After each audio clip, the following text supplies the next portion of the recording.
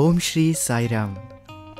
ప్రియమైన రేడియో సాయి శ్రోతలందరికీ ప్రేమపూర్వకమైన సాయిరామ్.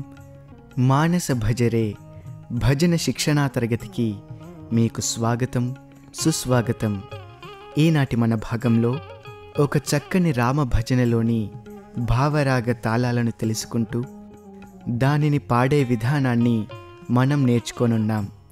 ఇప్పుడు మనం నేర్చుకోబోయే భజన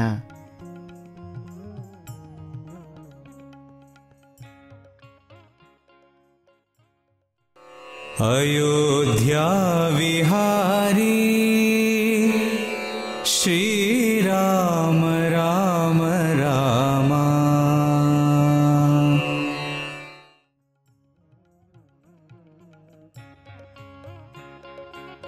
మొత్తం 4 పంక్తులు గల ఈ భజనలోని ప్రతి పదాన్ని ఎలా ఉచ్చరించాలో మనం ముందుగా తెలుసుకుందాం. ఆ తరువాత రాగ తాళాలను పాడే విధానాన్ని మనం నేర్చుకుందాం.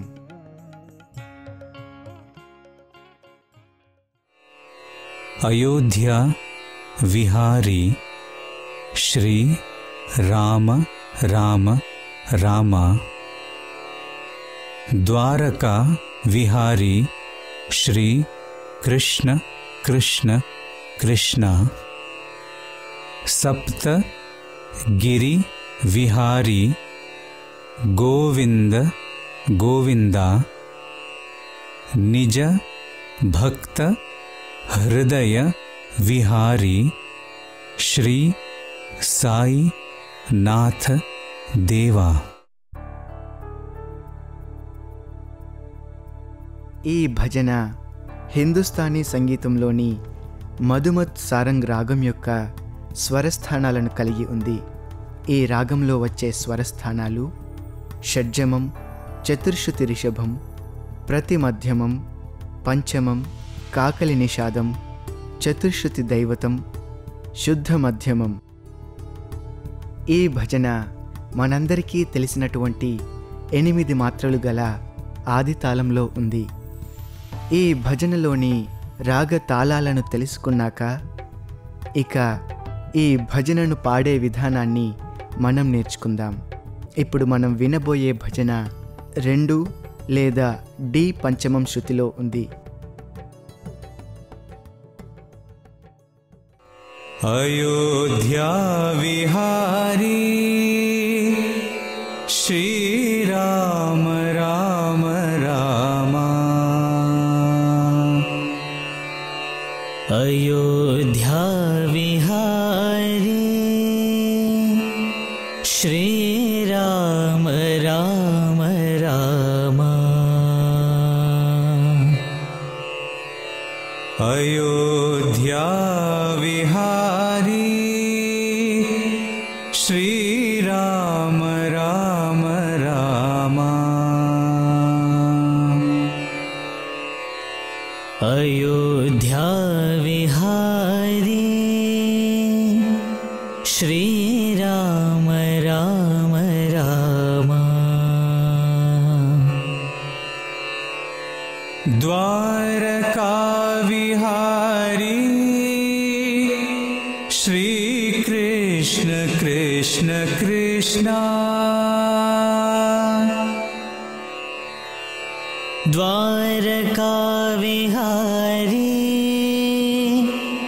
श्री कृष्ण कृष्ण कृष्ण.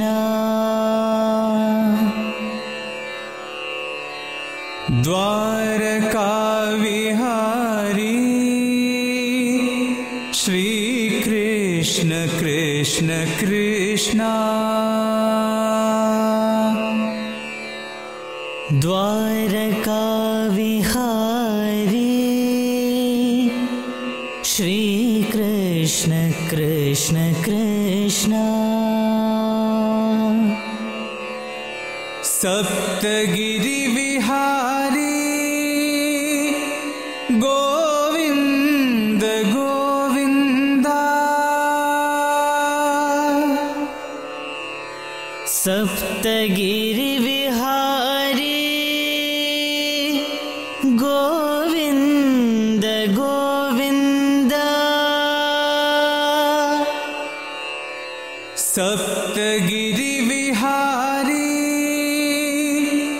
गोविंद गोविंदा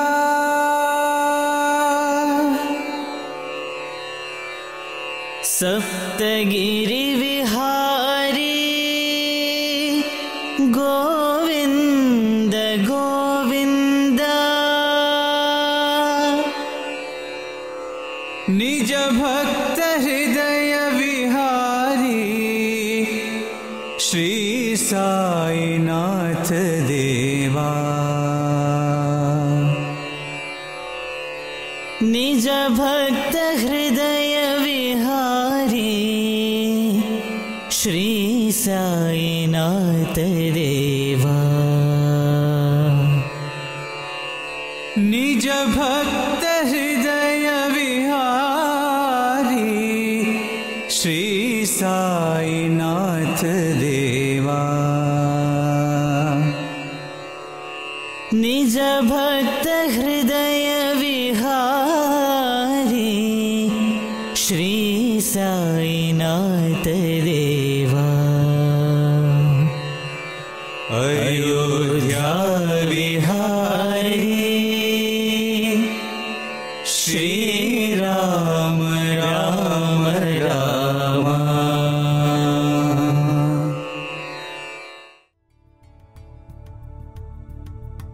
శ్రోతలందరూ చక్కగా అనుసరించారు కదూ. ఇక మన కార్యక్రమంలో మరో ముఖ్యాంశమైన ఈ భజన యొక్క భావాన్ని మనం కొంత తెలుసుకునే ప్రయత్నం చేద్దాం. ఈ భజనలోని మొదటి పంక్తి अयोध्या विहारी श्री राम राम राम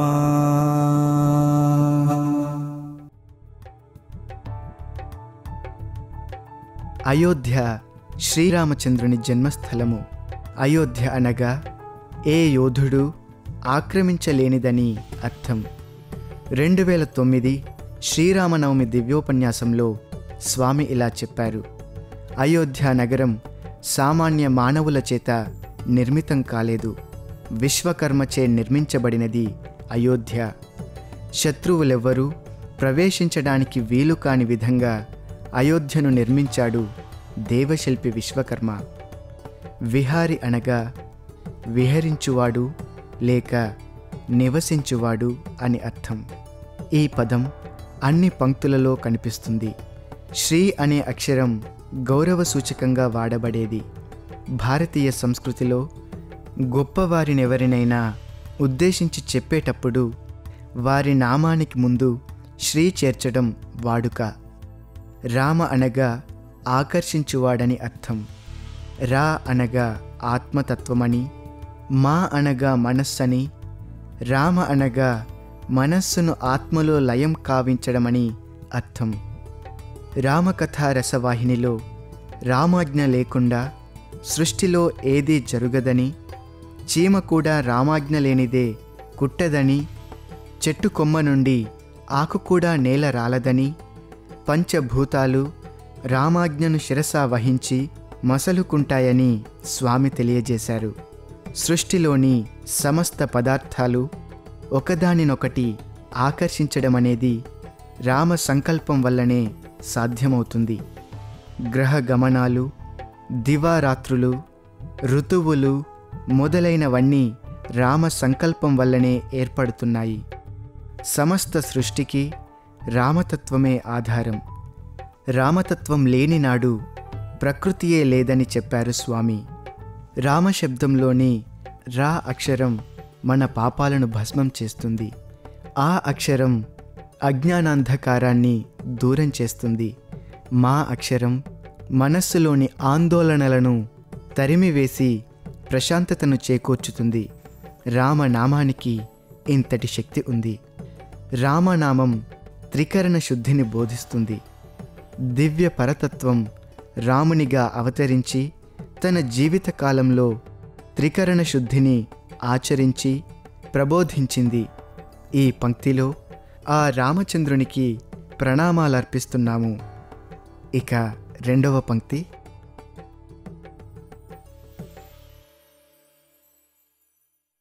द्वारकाविहारी श्रीकृष्ण कृष्ण कृष्ण।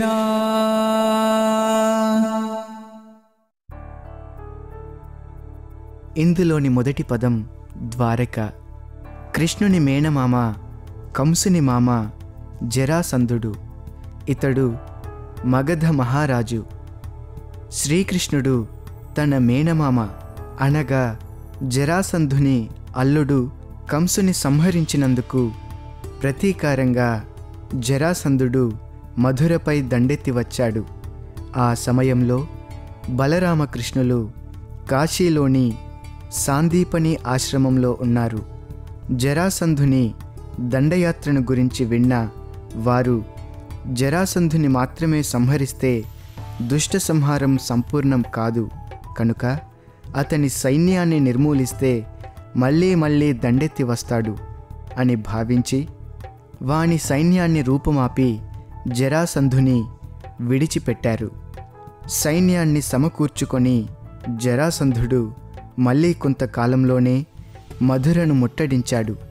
బలరామకృష్ణులు వారి సైన్యాన్ని చంపి అతన్ని విడిచిపెట్టారు.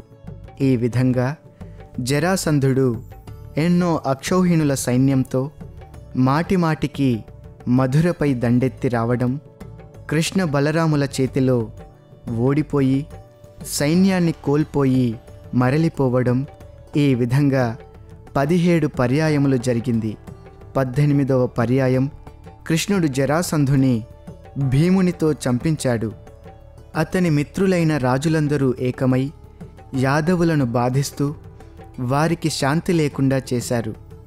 యాదవుల సంక్షేమం కోసం ఒక సురక్షిత ప్రాంతంలో నగర నిర్మాణం చేయాలని కృష్ణుడు సంకల్పించి విశ్వకర్మను రావించాడు. సాగర మధ్యంలో నగర నిర్మాణం చేయమని ఆదేశించాడు. విశ్వకర్మ అలాగే అందమైన అద్భుతమైన ద్వారకా నగరాన్ని సముద్ర మధ్యంలో నిర్మించాడు. శ్రీకృష్ణుడు రాత్రికి రాత్రే మధుర వాసులైన యాదవులందరినీ ద్వారకకు చేర్చాడు. ఈ వివరాలన్నీ భగవాన్ 1995 సమ్మర్ కోర్సులో చెప్పారు. ద్వారక అద్భుతమైన అత్యంత సుందరమైన నగరమని, మానవ నిర్మిత నగరాలకు దేవనిర్మితమైన నగరాలకు ఎంతో వ్యత్యాసం ఉంటుందని సెలవిచ్చారు. విహారీ, శ్రీ అనే పదాల అర్థాన్ని ముందుగానే తెలుసుకున్నాం. తరువాతి పదం కృష్ణ. ఈ పదం ఈ పంక్తిలో 3 సార్లు వస్తుంది. కృష్ణ పదం కర్ష్ అనే ధాతువు నుండి ఏర్పడింది, అనగా ఆకర్షించువాడని అర్థం. ఆయన తన కరుణ, సౌందర్యము, సౌశీల్యము, గానము, మాధుర్యము, అద్భుత చర్యలు మొదలైన సుగుణాలతో సర్వులను ఆకర్షిస్తాడు. మానవుల మనస్సులను ఇంద్రియాల ఆకర్షణ నుండి దూరం చేసి ఇంద్రియాతీతమైన దివ్యత్వానికి సమీపస్థులను కావిస్తాడు. ఈ ఆకర్షణయే దివ్యత్వానికి సహజ లక్షణం అని భగవాన్ అన్నారు. ఆ విధంగా సర్వులను ఆకర్షించి వారిలో, వారి హృదయాలలో పరిణామం కలిగించి ఉద్ధరిస్తాడు. కృషితేతి కృష్ణః. మానవ హృదయ భూములను సాగుచేసి దుర్భరములనే కలుపు మొక్కలను వేరుచేసి విశ్వాసము, ధైర్యము అనే బీజాలను నాటి ఆనందమనే పంటను పండించే కృషివలుడు కృష్ణుడు అని మరొక అర్థం. 1968లో మే నెలలో స్వామి ద్వారక ఆలయాన్ని సందర్శించారు. గుజరాత్ రాష్ట్రంలోని జామ్నగర్ జిల్లాలో ద్వారక నగరం ఉంది. జామ్ సాహెబ్ రాజమాతల అభ్యర్థనపై స్వామి ఆ ద్వారకా నగరాన్ని పావనం చేశారు.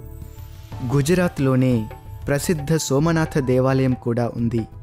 1968 మే 14వ తేదీ నాడు స్వామి బొంబాయి నుండి ప్రత్యేక విమానంలో జామ్నగర్ వచ్చారు. మరునాడు నవానగర్ రాజమాత ఇతర భక్త బృందంతో కలిసి ద్వారకకు బయలుదేరారు. ద్వారకా వాసులు ఇతర ప్రాంతాల నుండి వచ్చిన భక్తులతో శ్రీకృష్ణ దేవాలయ ప్రాంతమంతా క్రిక్కిరిసిపోయింది. స్వామి మందిరంలో ప్రవేశించగలిగారు. కానీ స్వామివారితో వచ్చిన భక్త బృందం తోపులాటలో చిక్కుకుపోయారు. దేవాలయంలో ప్రవేశించలేకపోయారు. అందువల్ల స్వామి ఆలయం నుండి వెలుపలకి వచ్చి తిరుగు ప్రయాణమయ్యారు. మార్గమధ్యంలో సముద్రం దగ్గర స్వామి వాహనాలను ఆపుచేయమన్నారు. సముద్ర తీరంలో కొంతసేపు విహారం చేసి అందరూ స్వామి నిర్ణయించిన చోట ఇసుకలో కూర్చున్నారు. స్వామి ఆ మెత్తని ఇసుకను ఒక 1/2 మీటరు ఎత్తున కుప్పగా పోశారు. దాని పైభాగం చదును చేసి వ్రేలితో ఏదో చిత్రాన్ని గీశారు.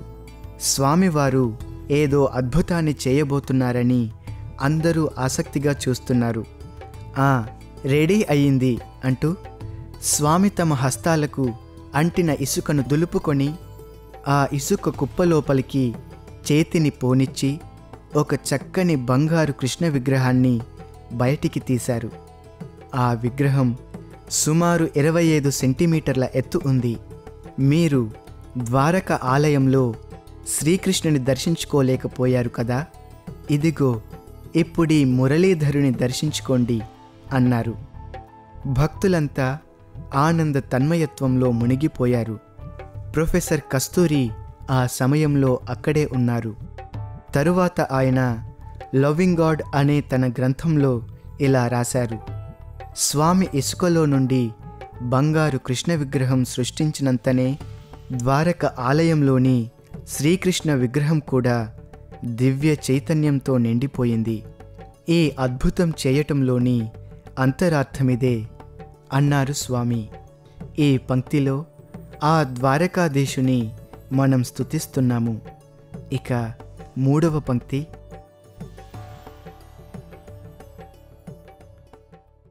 సప్తగిరి విహారీ గోవింద గోవింద.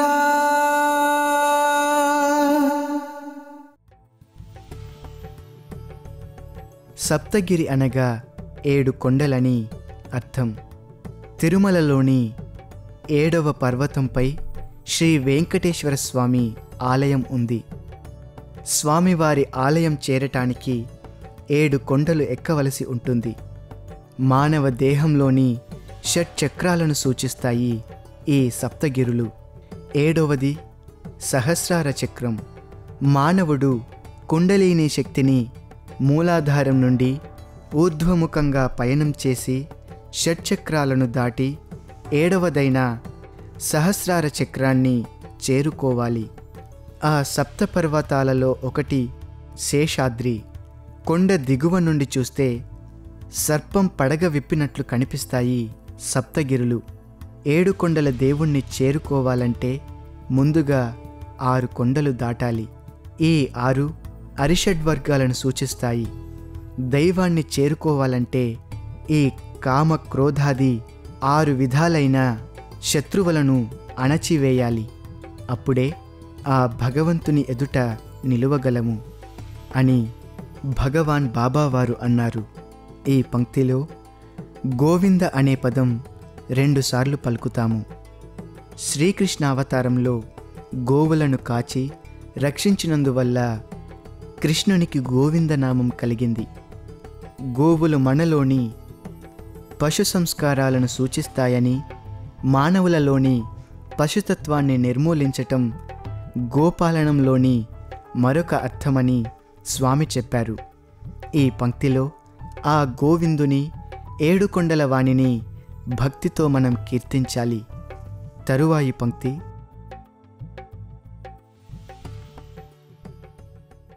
నిజ భక్త హృదయ విహారీ శ్రీ సాయినాథ దేవా. నిజ భక్త అనగా నిజమైన భక్తులని అర్థం. నిజముగా భక్తులైన వారు కష్ట నష్టాలలోనూ సుఖ దుఃఖాలలోనూ చరించకుండా స్థితప్రజ్ఞుల వలె జీవించాలి. పరిపూర్ణ శరణాగతులైన వారికే అది సాధ్యమవుతుంది. ఏది జరిగినా అంతా ఆ దైవ లీలగా భావించి జీవించగలవాడే నిజమైన భక్తుడు. తరువాతి పదం హృదయ. హృత్ దయ అన్న పదాలు కలిసి హృదయ అవుతుందని, దయగల హృదయం కలవాడే నిజమైన భక్తుడని స్వామి సెలవిచ్చారు. విహారి, శ్రీ పదాలకు అర్థం ముందుగానే చెప్పుకున్నాం. తరువాత పదం సాయినాథ. నాథ అనగా ప్రభువు, దేవ అనగా దైవము అని అర్థం. 1961 దసరా సందర్భంగా మొదటి రోజు స్వామి ఇలా చెప్పారు: ద్రౌపది మాన సంరక్షణ, గజేంద్రుని మకరి బారి నుండి రక్షించడం, అర్జునునికి విజయం చేకూర్చటం, అహల్య శాప విమోచనం, ధ్రువుని కాపాడటం, ప్రహ్లాద సంరక్షణ వంటి వాటినెన్నింటినో మీరు గ్రంథాలలో చదివి ఉంటారు. అవన్నీ నా కరుణకు నిదర్శనాలే. శ్రీ సత్యసాయి భక్తులను అనుగ్రహించిన ఉదంతాలు మీకు తెలిసినవి తక్కువ, మీకు తెలియనివి అనంతంగా ఉన్నాయి. శ్రీరాముడు సత్యధర్మ స్వరూపుడు, శ్రీకృష్ణుడు శాంతి ప్రేమలు మూర్తీభవించిన అవతారం. విజ్ఞాన శాస్త్రం సాధకులను విమర్శిస్తున్న కాలంలో అరిషడ్ వర్గాలు మానవుల హృదయాలను అంధకార బంధురం కావించిన ఈ తరుణంలో సత్యధర్మ శాంతి ప్రేమ స్వరూపుడైన ఈ సత్యసాయి అవతరించాడు. ఏ హద్దులు లేకుండా అపరిమితంగా కృపావృష్టిని కురిపించే అవతారమిది. ఈ అవతారం నుండి మీరు ప్రయోజనం పొందండి అని భగవాన్ బాబా అన్నారు. త్రేతలో శ్రీరామునిగా, ద్వాపరంలో శ్రీకృష్ణునిగా అవతరించిన పరతత్వమే ఈ కలియుగంలో సత్యసాయిగా అవతారం ధరించిందని తెలిపే చక్కని ఉదంతమొకటి ఇక్కడ చెప్పుకుందాం. 1970 దశకంలో ఈస్ట్ గోదావరి జిల్లా నుండి ఒక భక్తుడు స్వామిని తన నూతన గృహప్రవేశానికి ఆహ్వానించడానికి పుట్టపర్తి వచ్చాడు. ఆ భక్తుని ప్రార్థన మన్నించి ఒక తేదీని నిర్ణయించి, నేను తప్పక ఆ రోజు 9 గంటలకు నీ గృహప్రవేశానికి వస్తాను అని స్వామి సెలవిచ్చారు. స్వామివారి రాక కోసం అన్ని ఏర్పాట్లు పూర్తి చేసుకున్నారు ఆ భక్తులు. అయితే ఆ సమయంలోనే ఈస్ట్ గోదావరి ప్రాంతంలో తుఫాను వచ్చింది. గోదావరి నది ఉధృతంగా పొంగి ప్రవహిస్తోంది. భక్తులంతా స్వామి చెప్పిన సమయానికి తప్పక వస్తారని హృదయపూర్వకంగా ఆర్తితో ప్రార్థిస్తున్నారు. వర్షం మాత్రం ఆగకుండా కురుస్తూనే ఉంది. రాజమండ్రి దగ్గర ఉన్న పాత బ్రిడ్జ్ ఒకటే ఈస్ట్ గోదావరిని ఇతర ప్రాంతాలతో కలిపేది. తుఫాను దృష్ట్యా అధికారులు ఆ బ్రిడ్జిని మూసివేశారు. వాహనాల రాకపోకలను అధికారులు అనుమతించటం లేదు. భక్తునికి వాగ్దానం చేసినట్లుగానే స్వామి కొందరు భక్తులతో ఈస్ట్ గోదావరికి ప్రయాణమయ్యారు.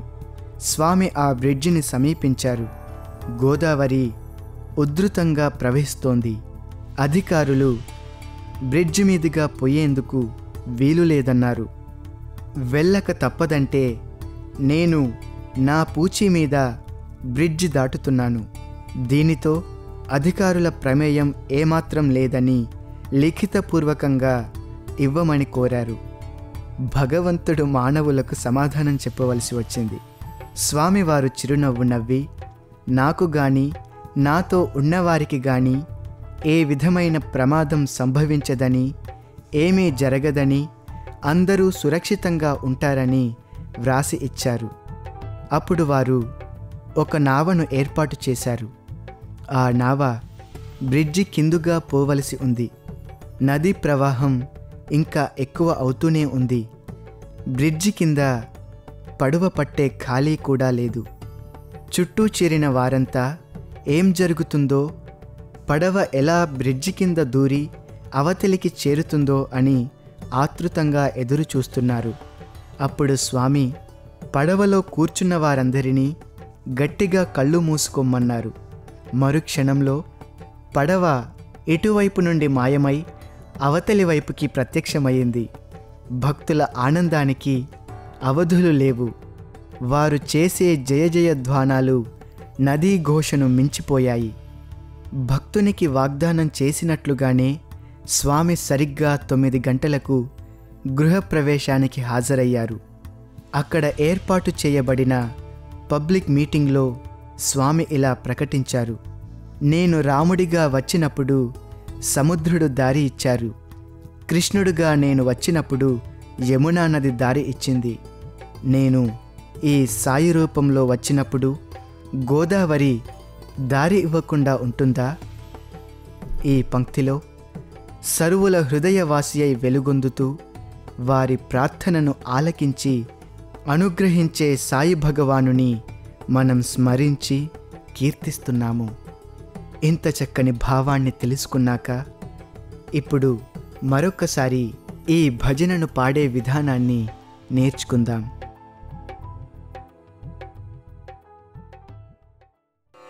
అయోధ్యా విహారీ శ్రీరామ రామ రామ. అయోధ్యా విహారీ శ్రీరామ రామ రామ. అయోధ్యా విహారీ శ్రీరామ రామ రామ. అయోధ్యా విహారీ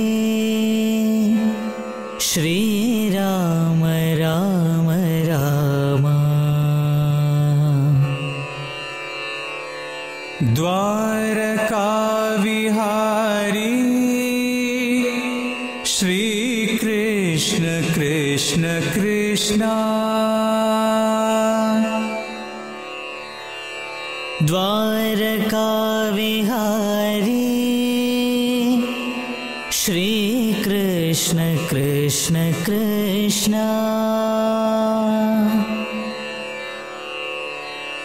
ద్వారకా విహారీ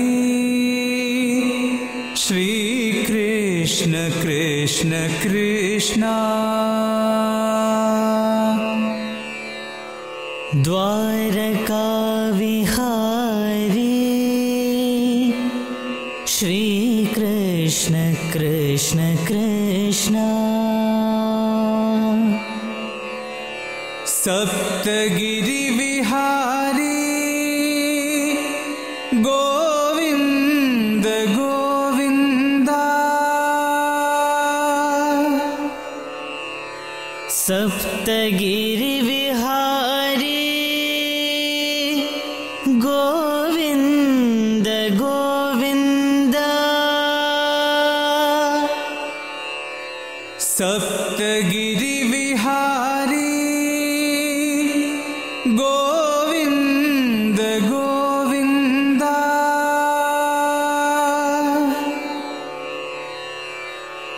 సప్తగిరి విహారీ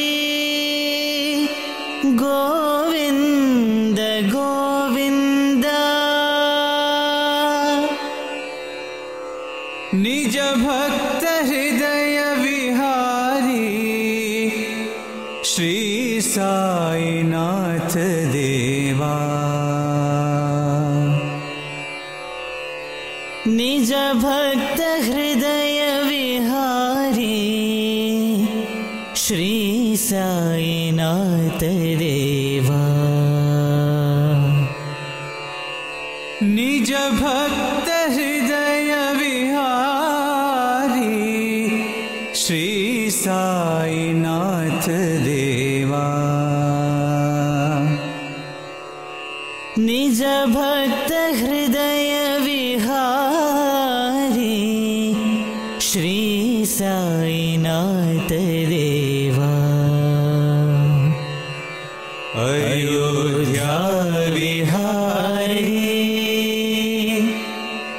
श्रीराम राम राम।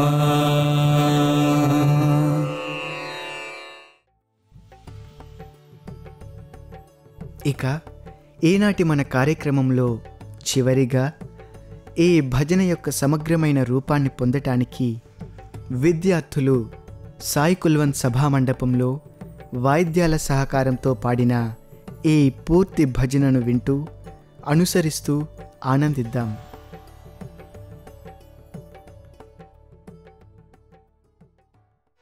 अयोध्या विहारी श्रीराम राम राम।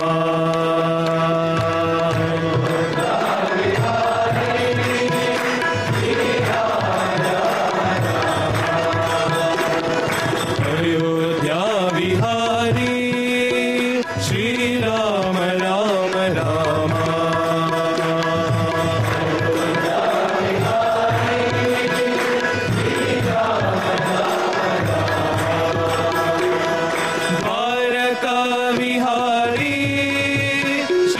कृष्ण कृष्ण कृष्ण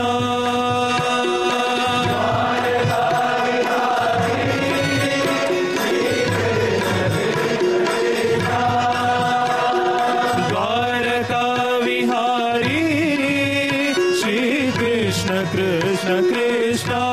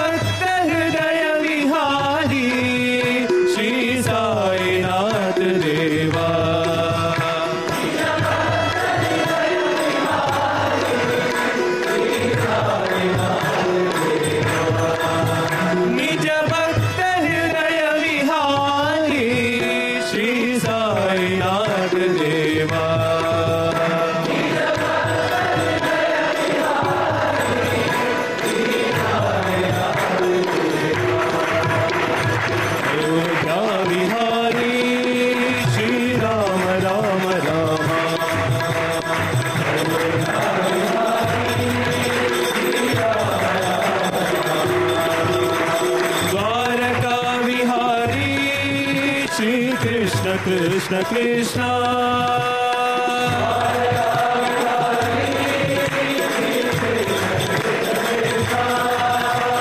सप्तगिरि विहारी गोविंद गोविंद।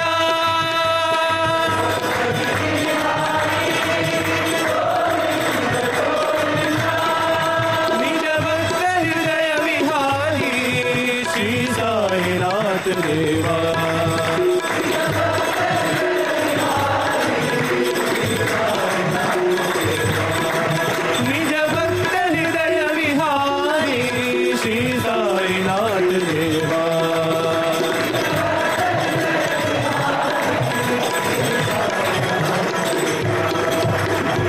अयोध्या विहारी श्री